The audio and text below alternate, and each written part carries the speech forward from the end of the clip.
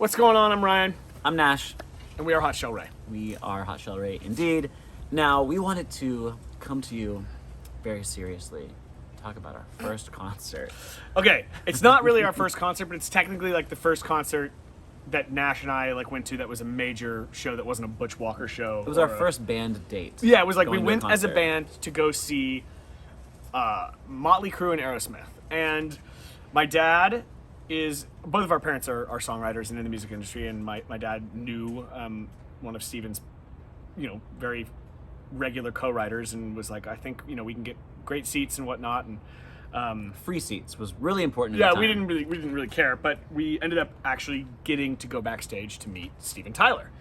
And we're going backstage to meet Steven Tyler, and we can hear him warming up down the hall. And it's just like the craziest warm up. like that. And we're like, oh my gosh, are we really about to meet him in the middle of this? So anyway, he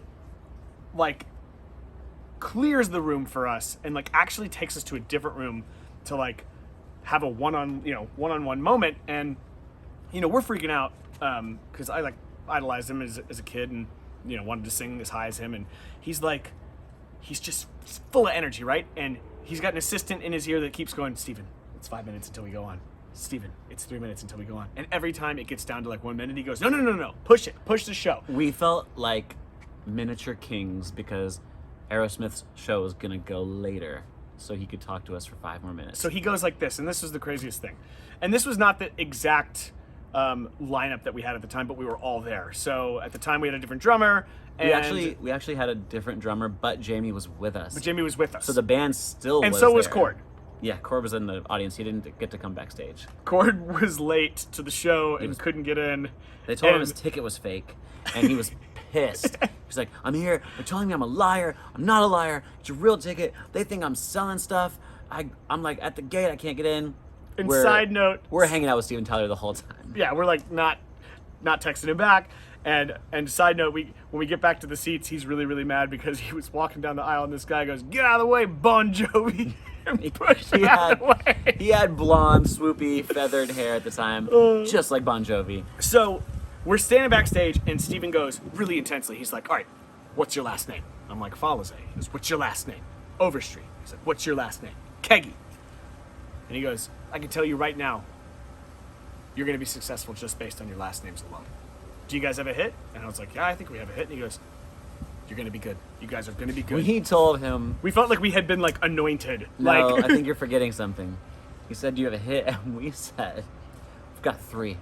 Fucking dickheads. Didn't even have one.